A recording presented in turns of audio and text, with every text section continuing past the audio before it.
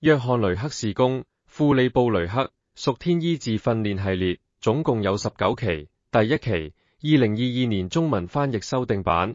想聯繫事工嘅話，請登錄網頁 www.dominionlifechinese.com。早晨，大家今日好嗎？我哋直接進入主題，開始我哋嘅教導。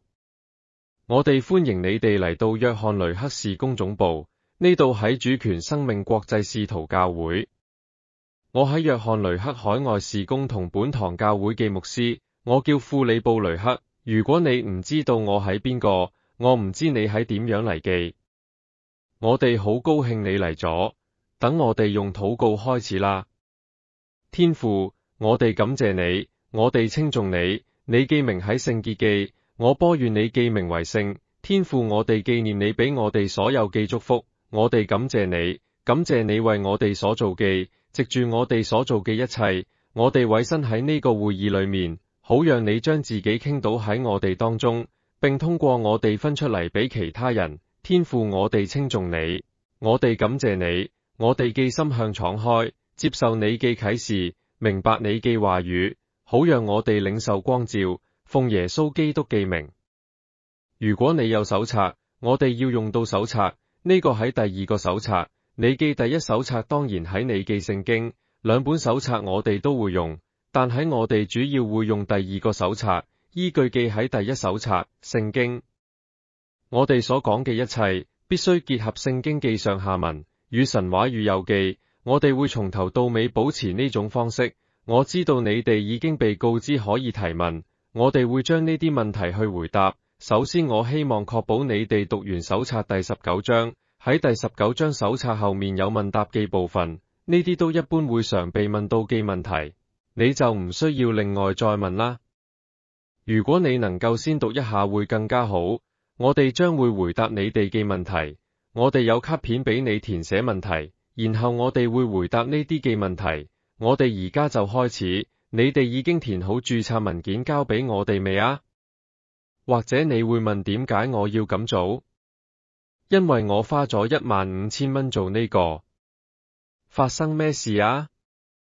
因為有律師話，我哋手冊裏面應該有法律免責條款，讓人明白呢啲係咩嚟嘅，就能夠免去訴訟之類嘅事。如果啲人唔理解嘅話，就好似廣告最後，律師講得好快嘅嗰啲嘢，你唔知佢喺度講緊咩嘢。但就喺法律方面嘅事，如果可以嘅話，請你填好文件，簽名，然後交俾我哋啊。如果你仲未完成，喺呢節課結束之前，你就交俾我哋啊！我相信你哋應該去到第14頁，就喺我哋要開始嘅地方。第14頁，實際上就喺討論。等我檢查一下先，確認我哋需要嘅嘢喺度。第14頁，一開始就喺講，醫治病人失敗嘅原因只係有兩個。第一個就喺馬太福音17章19節，呢個就耶穌所講嘅，門徒暗暗記去到耶穌前面。就話我哋點解唔可以趕出嗰個鬼？講記喺有一個人將佢嘅兒子帶到門徒嗰度，佢哋唔能夠醫治嗰個男孩。第20節，耶穌對佢哋話：因為你哋唔信，所以你會注意到呢個係唯一嘅原因。呢個喺聖經中唯一一處解釋有人失敗嘅原因。耶穌將佢歸結為不信，所以不信喺首要嘅原因。第二點喺人嘅傳統。馬可福音7章13節。耶穌話呢個就喺你哋承接遺傳，廢咗神嘅道，你哋仲做咗咁多嘅嘢，所以你會見到失敗嘅原因只有兩個，一就係唔信啦，呢個喺信徒生命唔應該有嘅，因為你唔係叫不信徒，你係叫信徒，所以你唔應該有不信。第二就喺人嘅傳統，喺過去2000年教會歷史，甚至更早嘅以前，大多數嘅情況下，其實教會已經建立咗同埋創造咗呢啲人嘅傳統，令到神嘅話語無果效。佢哋最後建立起呢啲嘅嘢，比神嘅話語更堅固、更重要。我要一開始話俾你聽，實際上隨住課程嘅深入，我哋會更加了解佢哋嘅歷史。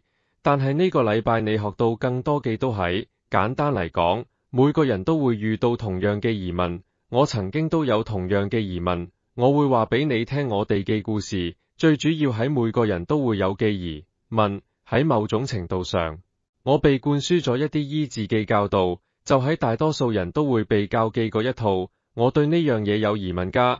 問題喺我喺學記時候，教導者唔中意我問問題，但喺我會不停咁問，最後終於揾到真正解答嘅人，但喺嗰時佢哋已經離世啦，所以我只可以從佢哋記著作同教導裏面揾答案。但喺我發現，關於教導醫治記，大約99% 記內容都係錯㗎。我通常會話俾大家聽，如果你想上一個速成課，好簡單。如果你想準確咁醫治病人，根據你教會學到嘅一切，反其道而行就得㗎啦。如果你咁做，你就會更接近聖經所教導記。但好可悲，呢個係事實。實際上我哋有一日記晚上計一計，雷克醫生大概花咗45年記時間喺醫治事工上面。我諗呢個喺我研究屬天醫治記第38個年頭，我哋兩個人加埋有85年記訓練時間。更唔使講我從別人嗰度收集到記信息啦。蘇姆爾博士係我記導師，亦都係我牧師。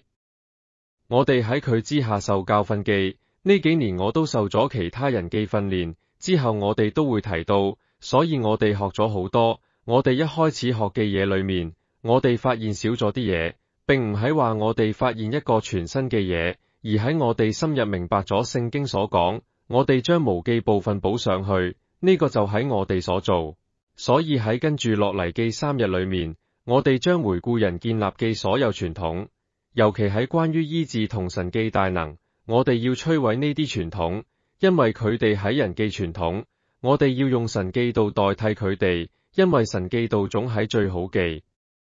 如果你哋領受神記道，除去一切記傳統，只剩返神記道，神記道就會發生功效。阿門。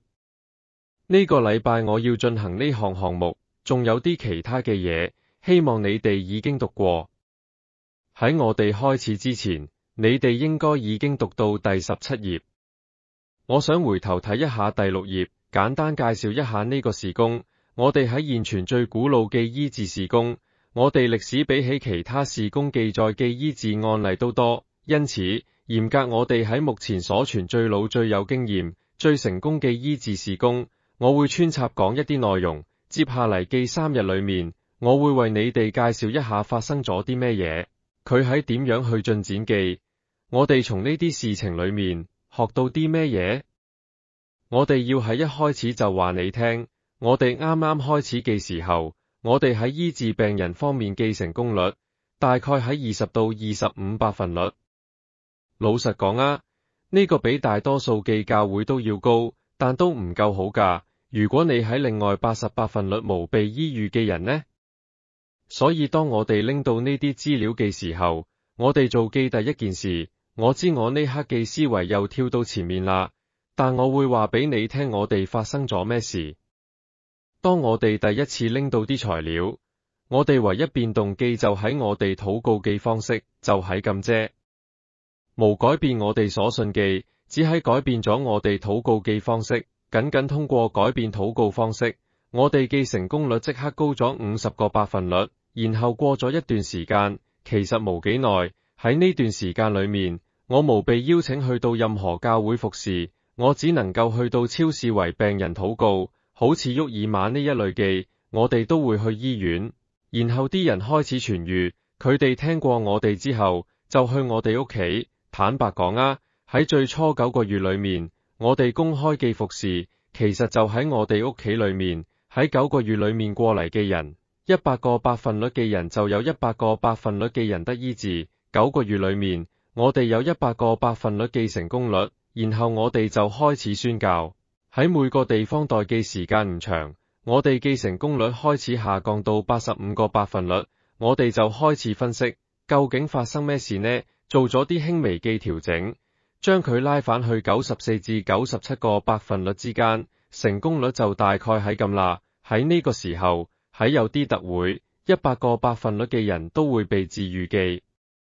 事實上唔單止喺我記特會，喺過去記15、16年裏面，我哋培訓嘅人已經超過咗10萬。我哋一直喺公開教學，喺嗰段時間，醫治服侍變得非常嘅普遍，每個人都可以得到醫治。呢個就喺神嘅心願，呢個就喺佢想要嘅，呢個唔係僥倖，唔係一種反常嘅現象，而喺神嘅旨意。所以我哋嘅目標喺確保每個被醫治服侍嘅人都能夠得到100%的醫治成功率。阿門。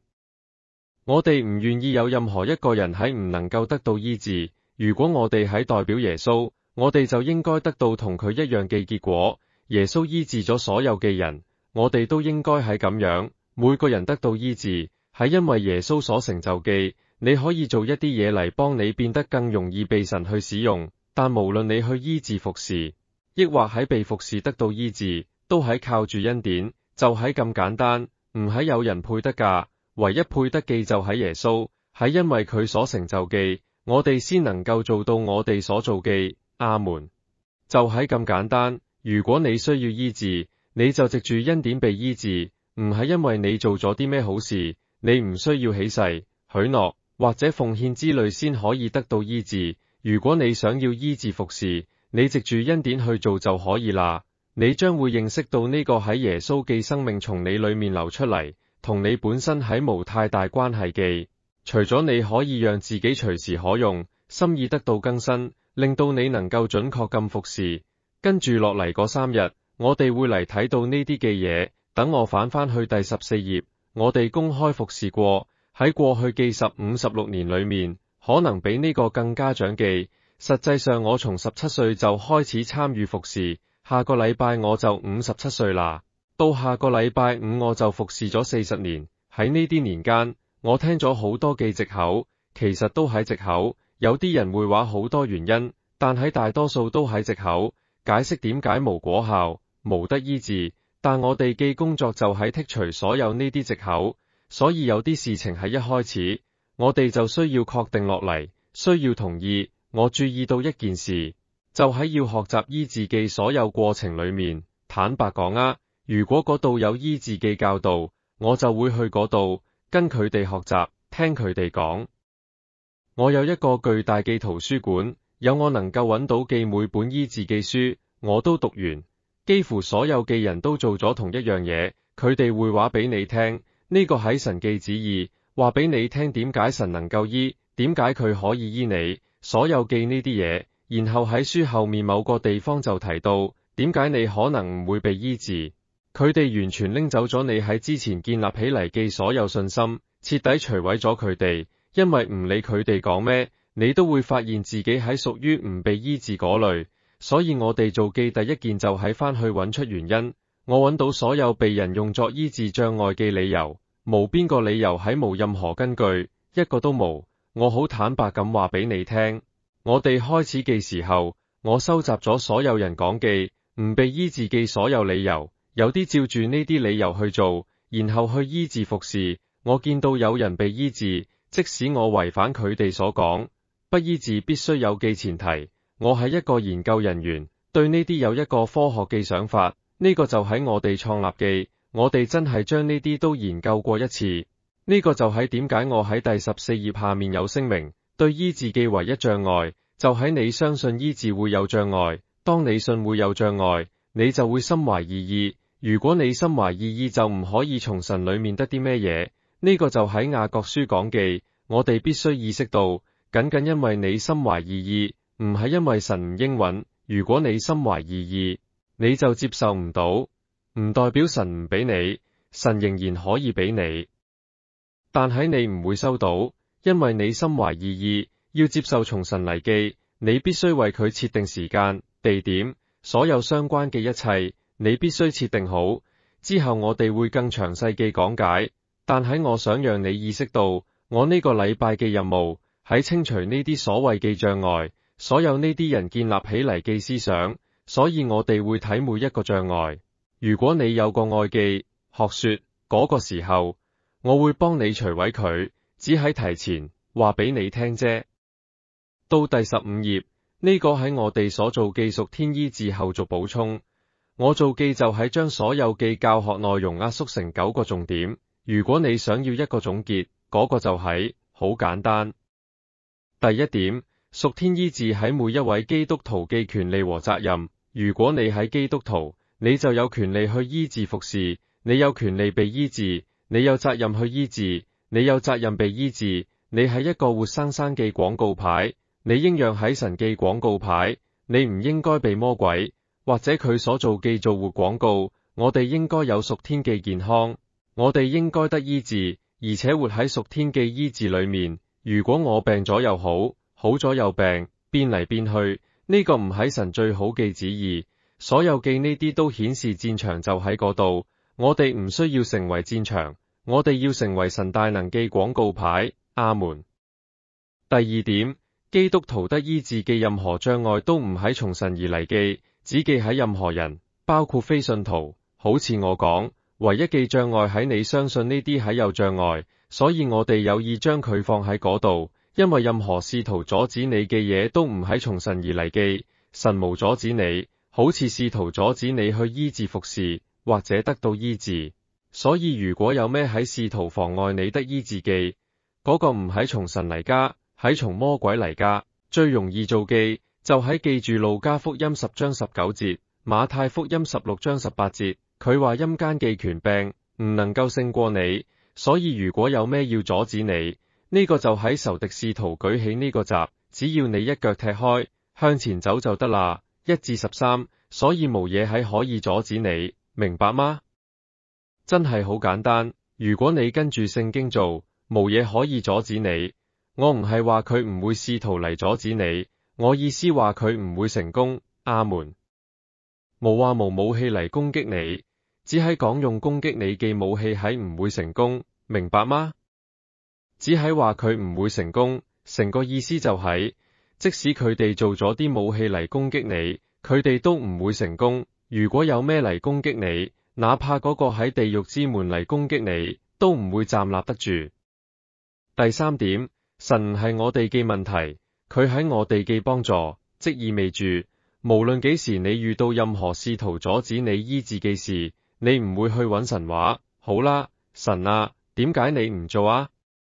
點解你俾呢個人病啊？各類似嘅說法，我哋稍後會講，但你必須意識到神永遠喺你後面，話俾你聽繼續前進，佢唔會話幾時，佢只會講去勝過佢啦，打敗佢啦，唔係話離開呢度，而係完全戰勝佢。神嘅意思喺你要繼續前進，彰顯佢嘅勝利。第四點，任何阻礙醫治嘅因素都係嚟自仇敵，無阻礙，但人哋以為有，呢個就係建立咗堅固嘅營搭，嗰啲係從仇敵嚟嘅。你醫治服侍嘅時候，或者喺自己得醫治嘅時候，如果有任何嘅抵抗都係嚟自仇敵，唔係從神嚟，神唔會攔咗任何人得醫治。就好似話，等你呢度做啱啦，或者將嗰罪解決咗佢啦，我先醫治好你，你將呢個問題解決，我就醫治你啦。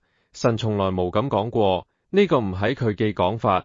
我哋會喺跟住嗰3日證明呢一點。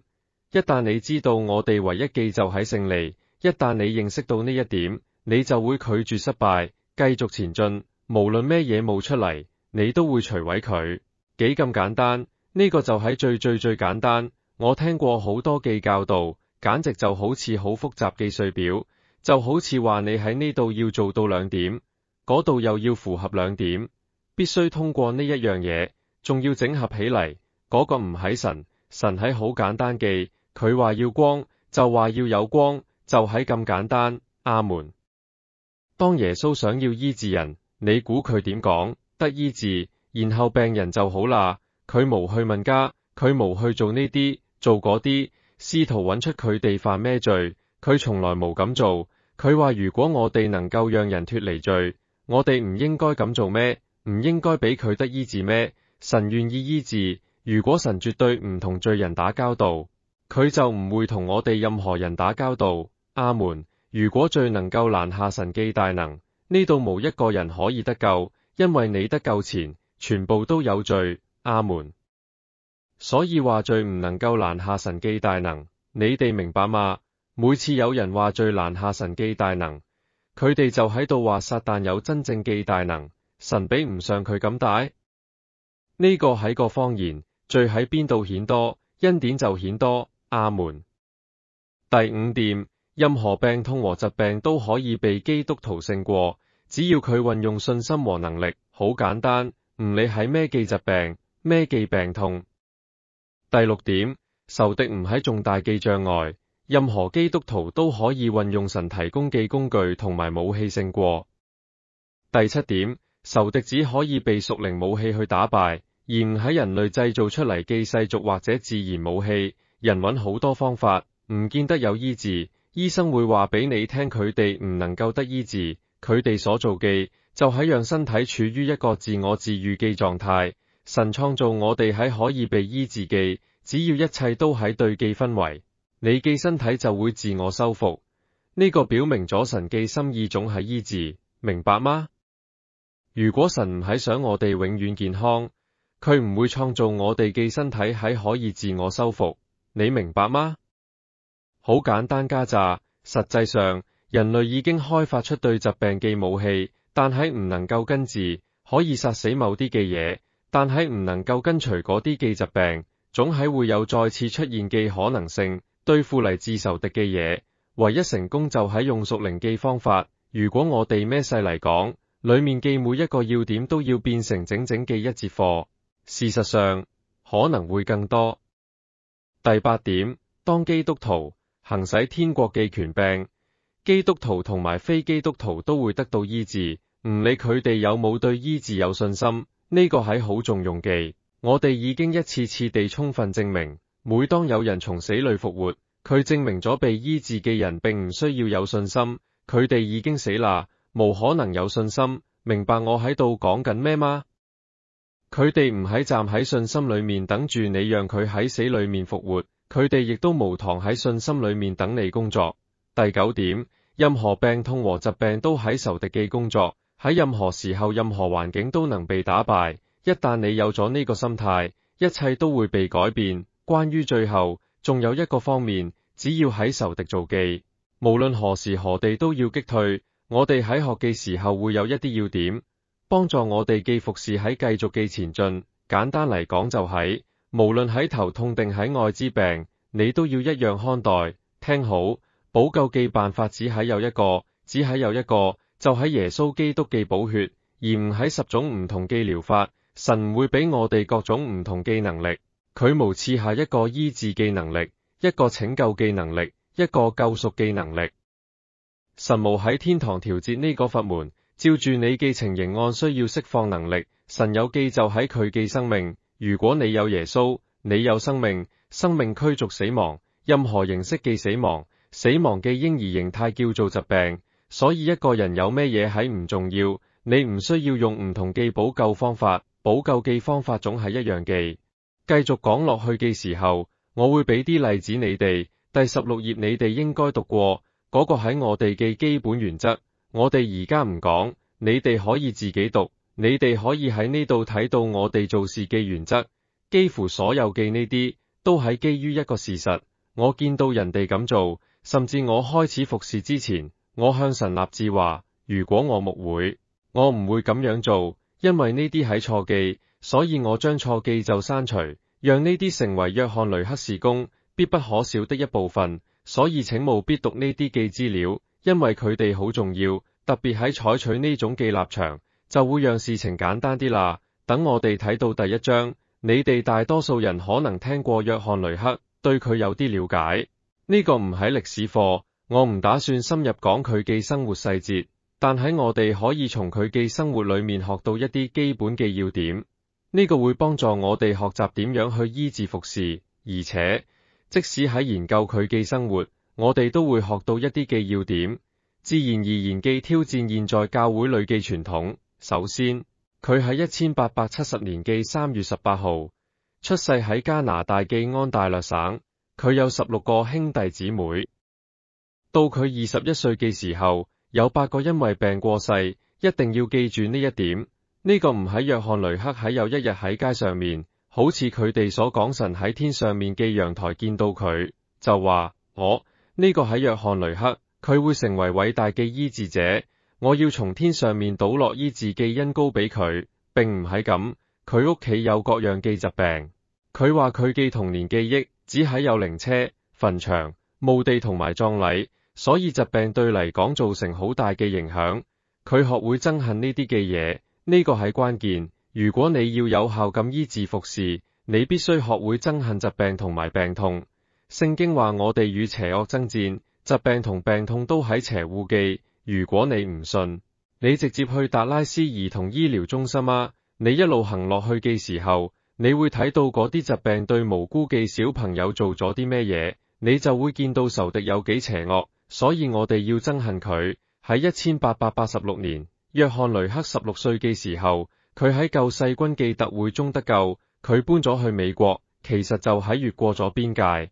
嗰陣時佢冇行到好遠，然後喺1891年，佢21歲嘅時候，佢被按立成為衛理公會嘅牧師。佢從來冇入過衛理公會，但喺佢被按立，呢啲喺報紙上寫記，我一直試住做一啲調查，我聽過呢個，亦都睇過一啲唔同嘅材料，我從來冇揾到佢相關嘅證據，但喺我會繼續做一啲嘅調查，其實唔重要嘅，只係越準確越好。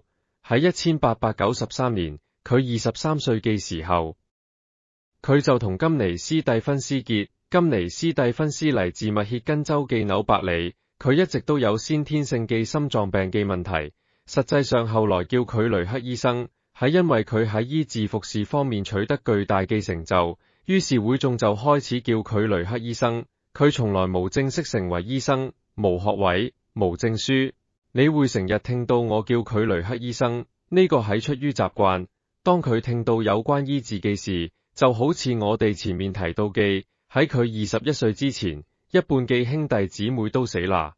嗰段時間裏面，佢開始留意，剩低嗰8個弟兄姊妹裏面，有5個都出現各種各樣嘅疾病。佢嘅妹妹患上非常致命嘅癌症，實際上有2個妹妹都患上癌症。佢有一個哥哥有嚴重嘅心臟問題，幾乎佢整個家族都有啲非常嚴重嘅疾病。所以當佢喺芝加哥附近，有一次，佢聽講有一個叫做約翰亞歷山大道爾嘅人，佢有極強嘅醫治事工，可能喺18世紀後、19世紀早期最偉大嘅醫治事工。由於佢死亡嘅原因，佢嘅聲望下降，呢個係好可悲嘅，因為關於醫治，佢嘅事工係好非凡嘅，所以雷克醫生聽講咗道爾嘅情況，有幾個雷克醫生嘅家人就去咗芝加哥。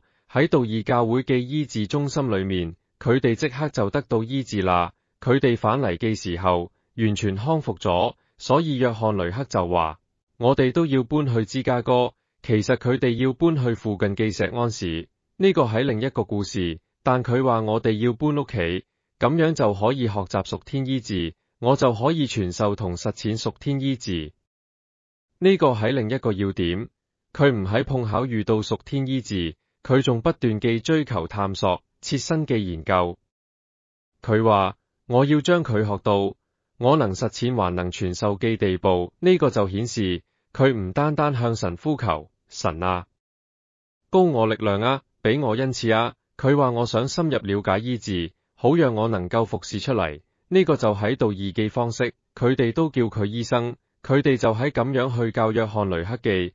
佢哋嘅醫治教導係完全基於實際嘅，我而家唔會講大多，但係如果我哋嚟睇約翰雷克一生，你會見到佢不斷嘅進步，佢嘅教導都係咁樣。當約翰雷克喺道爾記手下學習嘅時候，約翰雷克發現咗一啲要點，會將佢變得更好。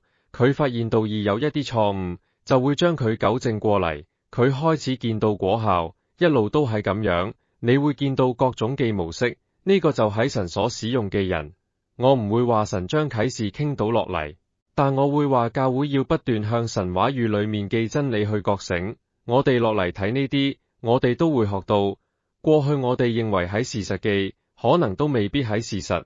我哋咁樣做嘅時候，就開始剝離呢啲嘅嘢，發現真正裏面唔可以少記，因為有各種唔同嘅事工，有各種各樣嘅恩賜，甚至聖靈嘅恩賜。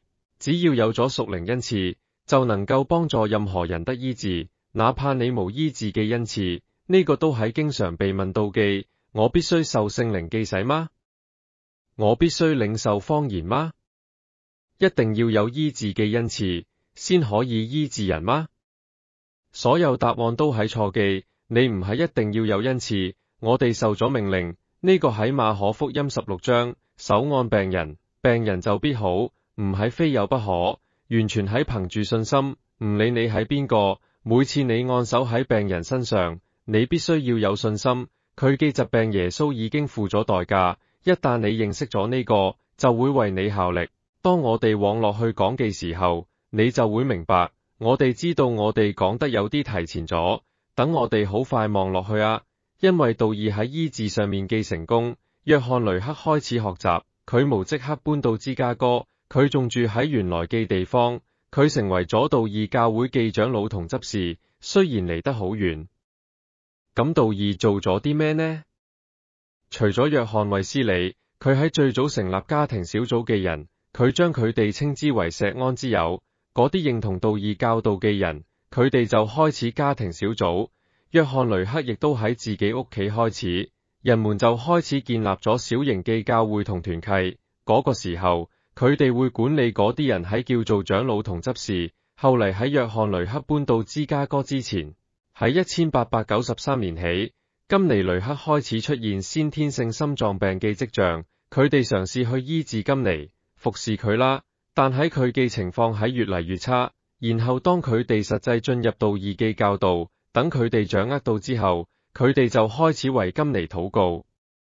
喺佢一生中，有兩件事係好值得一講嘅。第一個就係佢患有非常嚴重嘅心臟病，幾乎要死，道義為佢祈禱一次，佢就痊癒，能夠企起身行。跟住落去嘅時候，我會提到更多嘅細節，但我好想強調嘅係，仲有一次，我只係想你知道，呢啲嘅人喺有幾咁嘅堅定，喺道義嘅教會裏面，你食藥，你就唔可以做佢哋教會嘅成員，呢個係唔俾記。後嚟佢哋建造咗一座城，芝加哥以北40英里，叫做錫安市，直到今日都仲喺度。佢哋創立咗呢個市，搬咗過去，喺嗰度買咗4000英畝嘅地，所有會眾都搬過去。佢哋建造咗呢個城市，就喺嗰度唯一嘅教會。佢哋無醫生、無藥房，呢啲都係唔俾記。喺嗰個城市裏面，唔准飲酒，唔准食豬肉。佢哋做事係好嚴格。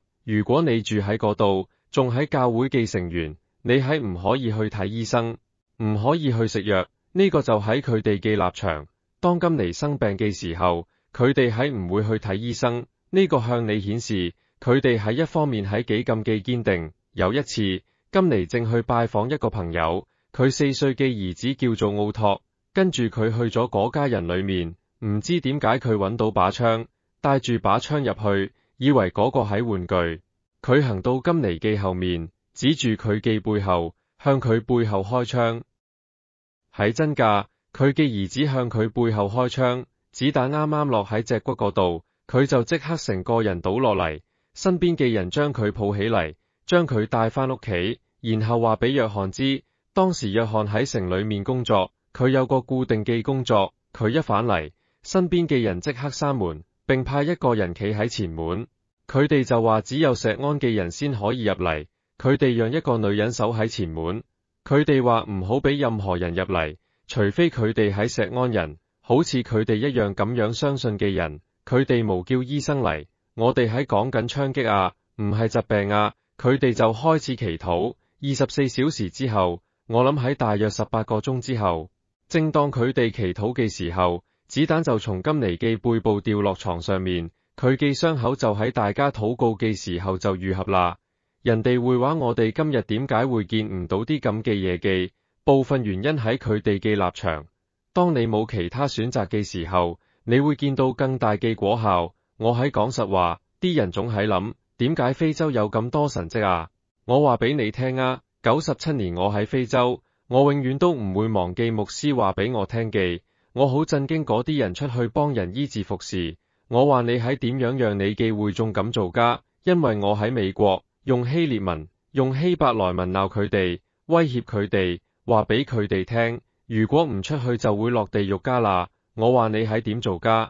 我哋教導你哋嘅會眾，然後就去休息。返嚟嘅時候，教會嘅人數就增加1倍，因為佢哋出去服侍嘅時候。被醫治嘅人就跟住返嚟，我就問你喺點樣讓會眾做到，我永遠都唔會忘記。佢話傅里弟兄，喺呢度我哋唔喺每個角落都有醫院，喺我哋呢度只能夠信神，唔喺就會死。我既反應話，你唔需要我嚟呢度，我哋需要你嚟美國。無論點樣，佢哋採取咗咁樣嘅立場，所以金尼就被治癒。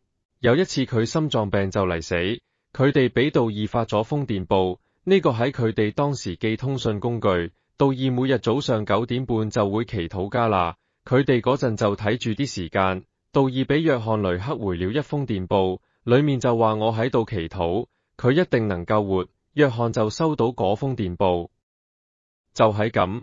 每日早上9點半，道爾都會回應所有寄代禱請求，喺嚟自世界各地成千上萬寄，佢哋就坐喺嗰度，抬頭望喺9點半啦。金尼雷克抬頭望，而家喺9點半啦，道爾肯定喺度祈禱，我一定會痊癒。佢就喺床上爬起嚟，就痊癒啦。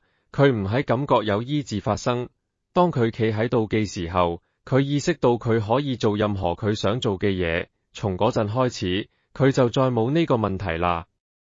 呢個就喺佢哋嘅運作方式。當然到後嚟，約翰雷克去到芝加哥嘅時候，當道爾又搬到錫安，約翰雷克一家都搬到錫安，佢哋同道爾一齊喺嗰度一齊工作。到最後，道爾喺1907年去世，喺1906年同1907年嘅早期。要知道喺呢個之前，喺冇任何五旬節嘅信息，無人識得聖靈嘅洗。道爾唔相信謊言，謊言出嚟嘅時候，佢無附和道。事實上，佢遺責咗呢件事，講咗各種嘅說話，主要係因為佢唔明白，佢冇諗到呢一點。呢個喺我講嘅，如果佢諗到嘅話，佢可能會支持。呢個幾乎喺佢所有事情嘅立場。道爾喺1907年3月去世嘅。喺呢個時候，查爾斯巴漢嚟到呢座城市，宣講五旬節嘅靈洗。福爾福博斯沃斯，佢喺道爾教會嘅成員，取消咗巴漢進入錫安城嘅資格。福爾同佢嘅兄弟早喺1907年已經接受咗聖靈嘅洗。1907年嘅10月，約翰雷克都接受咗聖靈嘅洗。6個月之後，要知道佢已經進入咗10幾年嘅醫治服侍，或者更耐。就喺1907年10月接受咗聖靈嘅洗。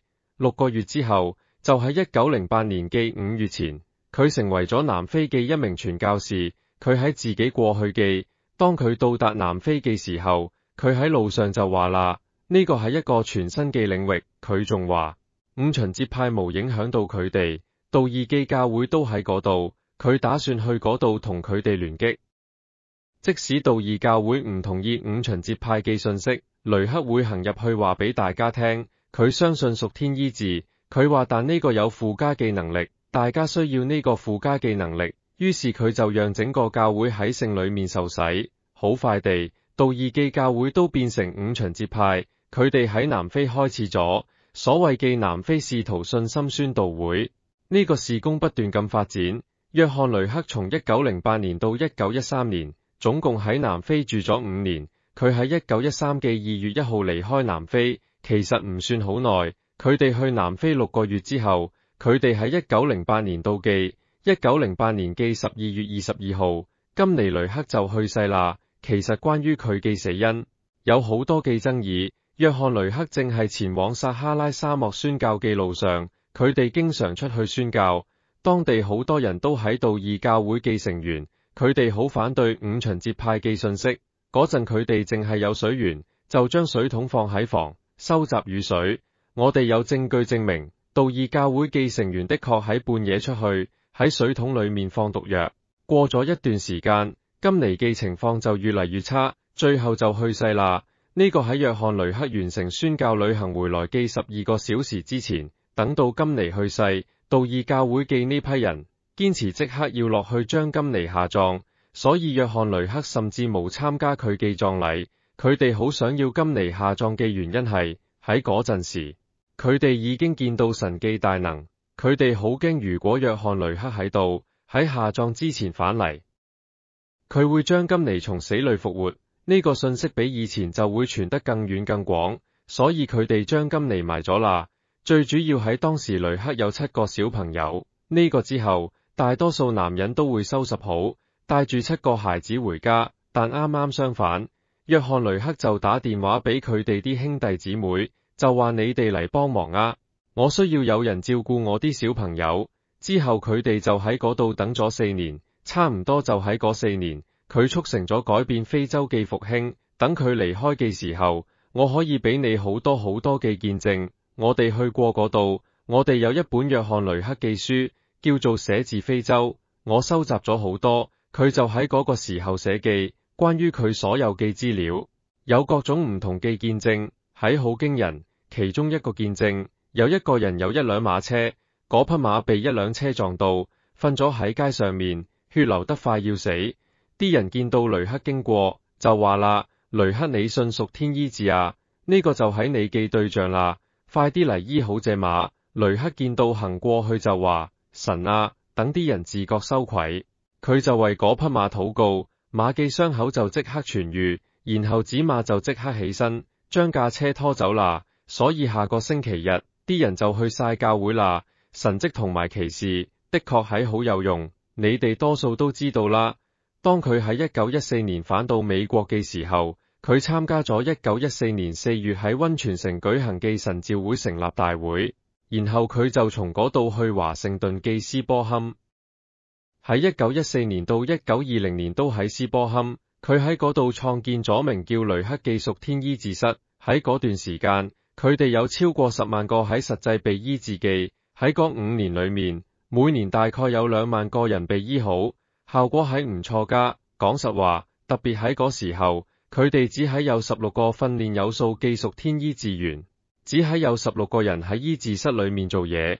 佢哋每年要見到2萬個醫治，即係話每人有超過1000次嘅醫治，每日大概3次啊，每一日都喺咁為人醫治。我哋以後會講到更多嘅內容。1920年5月。佢哋搬到波特蘭，人哋話啊，你可以喺斯波坎咁做，係因為嗰度有個屬靈門戶，神嘅能力喺嗰度，所以你先可以咁做。佢話唔係，呢個喺神記度，我就喺咁做。跟住佢搬到波特蘭，佢就話佢要證明，佢會喺波特蘭做同樣嘅嘢。1920年5月，佢搬到波特蘭，一直去到1925年，又有10萬人被證實治癒啦。佢喺波特蘭嘅教會被稱為商人教會，佢嗰度主要係由商人組成嘅，嗰度有非凡嘅醫治，有極好嘅見證。到呢個時候，我仲要提醒大家，雷克喺1913年再婚，喺1913年底同佢第2任嘅妻子弗羅倫斯。弗羅倫斯係一名速記員，佢坐喺第一排，用速記法寫低佢所有講道。如果冇佢，我哋今日就唔會有約翰雷克記講道稿啦。佢就坐喺嗰度記低所有講道，返到屋企之後就將佢哋印出嚟。從1925年到1927年，佢哋沿住加利福尼亞海岸旅行，經過德州，去到休斯頓，喺嗰度建教會。有一個年輕人跟住佢，喺要受訓同服侍記。喺1924年波特蘭，佢嘅教會得救。呢個年輕人叫做戈登聯賽。佢喺德州嘅達拉斯創立咗萬國歸主機構。戈登同雷克一齊喺休斯頓。雷克離開嘅時候，戈登仲係個17、18歲嘅年輕人。雷克不得不返到斯波坎，將戈登留喺斯波坎，讓戈登試着管理教會。大約咁樣持續咗6個月，然後戈登又返去波特蘭，喺嗰度同弗里達結咗婚。最後長話短說，佢哋又搬返嚟。佢哋搬到去澤里夫波特，開始咗醫治之聲，然後又搬到德州繼續醫治之聲。佢哋總係將功榮歸功俾雷克醫生嘅教導，因為幫助佢哋理解醫治，並且實踐出嚟。喺1935年9月16號，雷克醫生喺65嘅時候，佢就去世啦。跟聖經嘅講法，真係好年輕。雷克曾經講過，當跑嘅路，我已經跑過。我身體好攰，我已經好盡咗。佢話我嘅生活就係，我一直保持住大多數人都冇辦法去到嘅步伐。到一個時候，喺榮動節嘅週末，佢嘅妻子弗羅倫斯就話啦：你攰啦，你留喺屋企啦。今日我去講道，當弗羅倫斯返到屋企嘅時候，雷克已經中咗風。喺2個禮拜裏面，佢嘅病情反覆，似乎係有啲反覆。DHT 佢哋所訓練嘅人就聚喺佢身邊，開始服侍佢。佢似乎係好轉咗，大家都以為事情已經解決，然後就離開。當大家離開之後，雷克就去世啦。呢個係另一個要學嘅嘢，你唔好放棄直到完成。當你見到一啲果效，見到情況開始變好嘅時候，嗰個唔係停落嚟嘅時候，你要繼續做，直到完成。好多時候，你哋要做嘅就係將敵人擊退，等你撤退，仇敵又會返嚟。佢返嚟嘅時候，通常佢會好快地殺死佢哋，所以你哋要一直戰鬥，直到勝利。阿門。呢啲只係一啲要點。我哋接落嚟會繼續講雷克喺1935年9月16日去世，葬喺斯波坎。我哋去過嗰度，有一啲紀圖片 ，DHT 特會上面會俾大家展示。我哋而家要休息一下啦，我哋先休息一下，10分鐘之後返嚟。